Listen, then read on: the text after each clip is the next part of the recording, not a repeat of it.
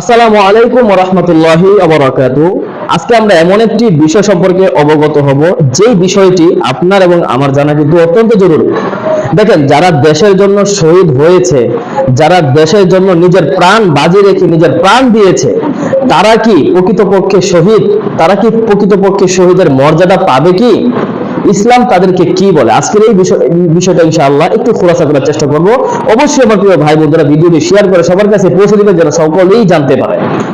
ইসলামে আল্লাহ রাসূল সাল্লাল্লাহু আলাইহি ওয়াসাল্লাম শহীদদের অনেক বড় মর্যাদা দিয়েছেন এবং জান্নাতে যারা শহীদ হয়েছেন তাদের জন্য বিশেষ প্রতিশ্রুতি, বিশেষ মর্যাদার প্রতিশ্রুতিও আল্লাহ রাসূল সাল্লাল্লাহু আলাইহি ওয়াসাল্লাম দিয়েছেন। এখানে আমরা শহীদ, যারা দেশের জন্য শহীদ হয়েছে বা দেশ রক্ষার্থে যারা শহীদ হয়েছে, তারা মূলত শহীদের মর্যাদা পাবে কি পাবে না, এর আগে আমরা আল্লাহ রাসূল সাল্লাল্লাহু আলাইহি ওয়াসাল্লামের একটি হাদিস ইনশাআল্লাহ শুনবো।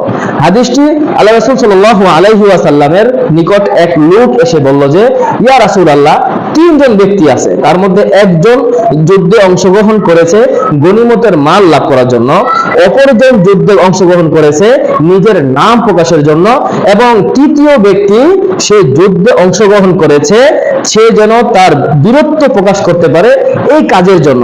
এখন এই তিন ব্যক্তির মধ্যে কে আল্লাহর পথে জিহাদ করেছে আর কে প্রকৃতপক্ষে মুজাহিদ বা কে প্রকৃতপক্ষে এই শহীদ হয়েছে?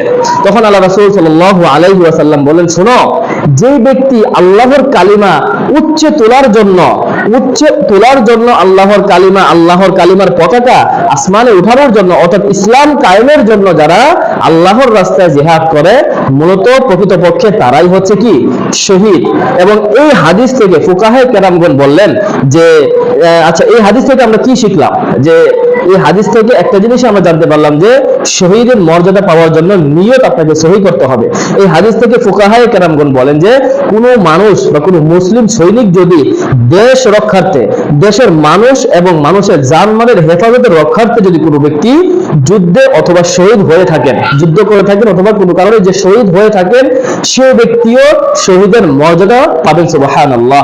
এজন্য আমার প্রিয় ভাই বন্ধুরা, আমরা আশা করি আমাদের দেশে বা আমাদের এই অন্যান্য বা যুদ্ধ ছাড়াও যে সকল ভাই বোনেরা আপনার মৃত্যুবরণ হয়েছে, জীবন দিয়েছে, তারা অবশ্যই নিজের নিয়তকে আমার মনে হয় যে ঠিক রেখেছিল যে আমার মুসলিম ভাই বোনদের হক যেন প্রত্যেকে ঠিকঠাক মতো পায়, প্রত্যেকে যেন ঠিকঠাক মতো তাদের হক অনুযায়ী যেন জীবনে চলতে পারে, প্রত্যেকের অধিকার যেন তারা ঠিক মতো আদায় করতে পারে। এটা নিয়েই কি আমাদের প্রিয় ভাইয়েরা কিন্তু শহীদ হয়েছিলেন। অর্থাৎ এই নিয়ত রেখে যারা দেশের জন্য হোক, এই দেশের জন্য হোক, যদি শহীদ হয়ে থাকেন, যুদ্ধক্ষেত্র করে থাকেন, তারা কিন্তু ইসলামের দৃষ্টিতে কিন্তু তারা শহীদ, তারা কিন্তু শহীদের মর্যাদা পাবে। দেখেন, যারা শহীদ হয়েছেন তাদের বিশেষ কিছু মর্যাদা রয়েছে, তার মধ্যে আমি কয়েকটা বলবো। একটি হচ্ছে যে মৃত্যুর কষ্ট অনুভব হয় কম, মৃত্যুর কষ্টটা অনুভব অনেকটাই কম হয়, এবং যারা শহীদ হয় তাদের কবরের মধ্যে তাদেরকে জান্নাতের পোশাক পরিধান করানো হয়, এবং শহীদরা যারা শহীদ হয়েছেন তারা তাদের পরিবারের জন্য 70 জন ব্যক্তির জন্য তারা কিন্তু আল্লাহর কাছে সুপারিশ করতে পারবে। এই হচ্ছে যে যারা শহীদ হয়েছেন তাদের বিশেষ একটা মর্যাদা। তো আমার প্রিয় ভাই বন্ধুরা, অবশ্যই ভিডিওটি আজকে এই পর্যন্তই ছিল।